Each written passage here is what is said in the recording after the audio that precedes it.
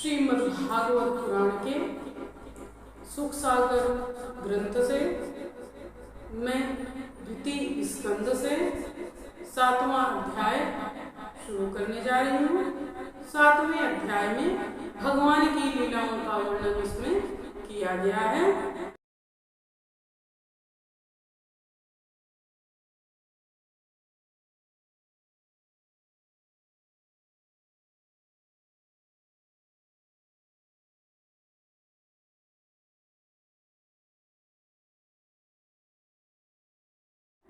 सप्तम में वर्ण किए 24 हरि अवतार, कर्म रूप गुण आदि सब ब्रह्म कीने अवतार।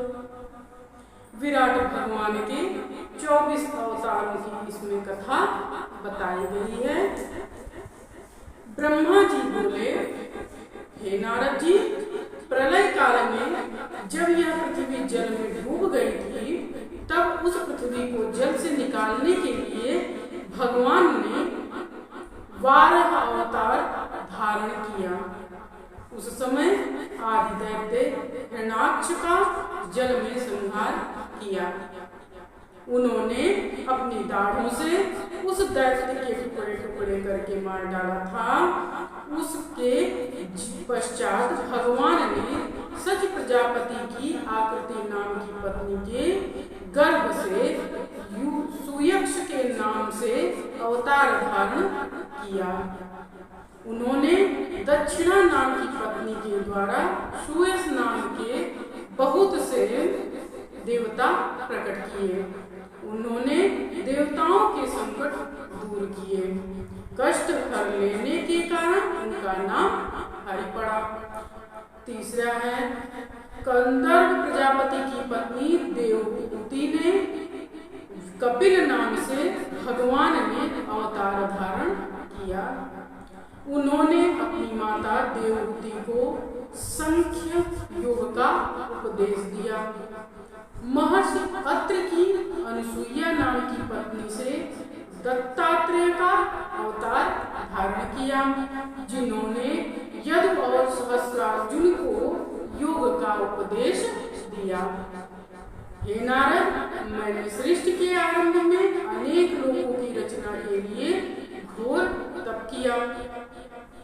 उस तप से प्रसन्न होकर मेरे सन नाम के 4 पुत्र सनक, सनंद, सनातन और सनत कुमार के रूप में अवतार धारण किया, जिन्होंने अपने उपदेशों से प्रलय काल में भूले हुए ज्ञान को पुनः ऋषियों को समझाया। दक्ष प्रजापति की कन्या मूर्ति के गर्भ से धर्म के द्वारा भगवान ने नर नारायण का अवतार लिया। उन्होंने ऐसा घोर तप किया कि उनके तप को बड़ी बड़ी अप्सराएं भी खंडित न कर सकी। उत्तानपाद के पुत्र ध्रुव को दर्शन देने के लिए भगवान ने अवतार धारण किया। राजा बेन बड़ा पापी था। ब्राह्मणों ने अपनी हुकार से उसको मार डाला था।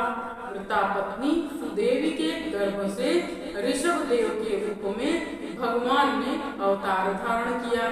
उन्होंने मूढ़ पुरुष की भांति योग की साधना की और समस्त ऋषियों को परम हंस तथा अवधूतों के लक्षण का उपदेश दिया। भगवान ने हयग्रीव के रूप में अवतार धारण किया। भगवान का यह अवतार वेदमय, यज्ञमय तथा सर्वदेवमय था। उनकी नासिका की श्वास से देववाणी, वेदवाणी उत्पन्न हुई। चाक्षुर मनवंतर के समाप्त होने पर राजर्षि सत्यव्रत ने मत्स्य भगवान के दर्शन किए। राजर्षि सत्यव्रत प्रलय काल के समय पृथ्वी रूपी नौका में बैठकर उन्हीं मत्स्य भगवान की कृपा से वेदों तथा संपूर्ण जीवों की रक्षा कर सके थे। क्षीर सागर मंथन करते समय भगवान ने कच्छप अवतार धारण किया। और मंदराचल पर्वत को अपनी पीठ पर धारण किया। हिरण्यकशिपु दैत्य का संहार करने के लिए भगवान ने नृसिंह अवतार ग्रहण किया और प्रहलाद भक्त की रक्षा की।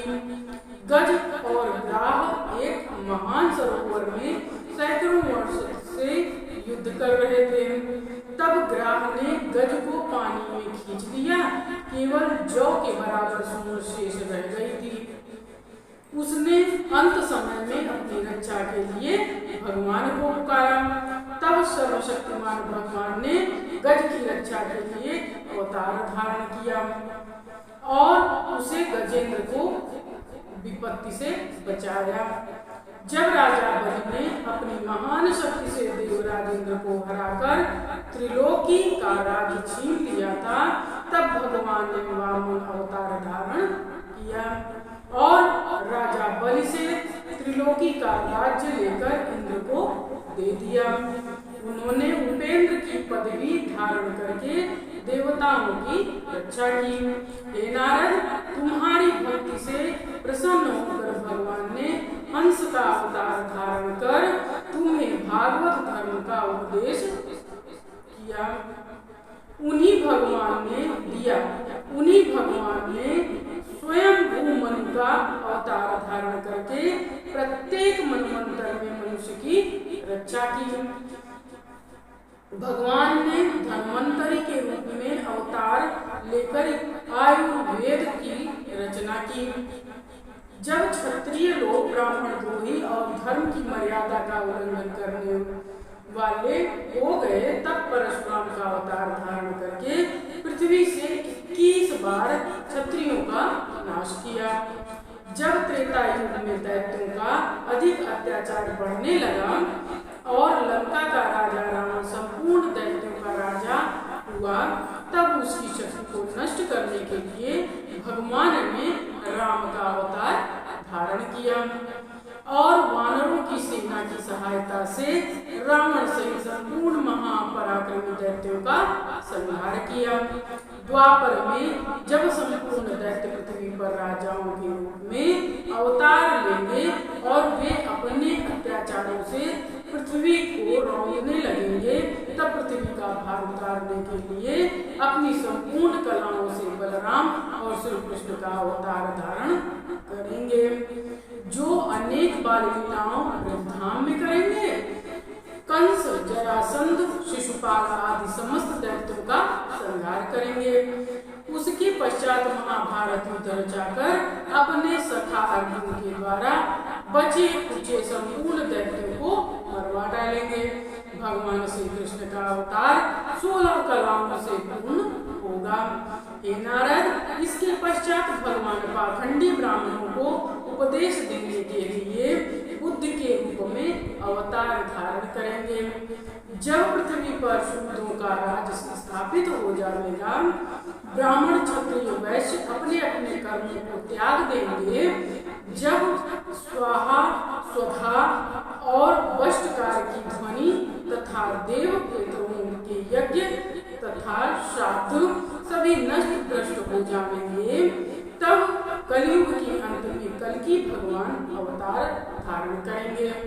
हे नारद, सृष्टि के आरंभ में तपस्या 9 प्रजापति, मारीच आदि ब्रह्मर्षि मेरे से उत्पन्न होते हैं। जब सृष्टि की रक्षा के लिए धर्म, विष्णु, मनु देवता तथा राजाओं के रूप में भगवान अवतार लेते हैं, जब प्रलय काल का समय होता है, तब अधर्म, रुद्र तथा क्रोध एवं दैत्यों के रूप में भगवान की विभूतियां उत्पन्न होती हैं। हे नारद, पृथ्वी के कण गिने जा सकते हैं, किंतु उनकी विभूतियां नहीं गिनी जा सकती हैं। उनके स्वरूप को न मैं जान सकता हूँ और न सनकादिक ही जानते हैं, फिर अन्य तो जान ही जा सकते हैं। भगवान शेष उनके गुणों का गायन निरंतर अपने सहस्र मुखों से करते रहते हैं, किंतु वे भी उनका पार नहीं पा सकते। हे नारद, उनकी योग माया को मैं जानता हूँ, तुम जानते हो, भगवान शंकर जानते हैं। उनके प्रिय भक्त प्रहलाद, शत्रुपा, मनु तथा प्रियव्रत जानते हैं। प्राचीन व्रहि, ऋभु, ध्रुव, इक्ष्वाकु, पुरूरवा, मुंचुकुंद राजा जनक जानते हैं तथा गाधि, रघु राजा अम्बरीश, राजा सगर, गय राजा ययाति, राजा मानधाता, अलर्क तथा शतधनु जानते हैं। अनु, रंतिदेव, ब्रह्मचारी, भीष्म राजा, बलदीप, अमूर्त रूप, उतंग, सौभरी राजा शिवी, देवल, पिप्ललाद, उद्धव, पराशर, सारस्वत, भूरिपेण, विभीषण, हनुमान, अर्जुन, अष्टविशेष, विदुर तथा सुतदेव जानते हैं। हे नारद, ब्रह्म का वास्तविक रूप सर्वमय तथा ज्ञान स्वरूप है। वह एक रस तथा शांतिमय है। वह स्वरूप उनकी माया के मल से रहित है। मैंने तुमसे भगवान के अवतार तथा उनके स्वरूप का वर्णन किया। जो उपदेश भगवान के अवतार तथा उनके स्वरूप का वर्णन किया, जो उपदेश भगवान ने सृष्टि को के आदि में मुझे 4 श्लोक में दिया था, उसी भागवत उपदेश को मैंने तुम्हें दिया है। अब तुम इस उपदेश को विस्तार पूर्वक भक्तजनों में फैलाओ, जिसमें प्रेममयी भगवत भक्ति का उद्रेक प्रवाहित होवे। जो भक्तजन उनके भागवत तत्व को जानते हैं, वे उनकी माया से मुक्त हो जाते हैं। 7वां अध्याय समाप्त हुआ। जय श्री कृष्ण।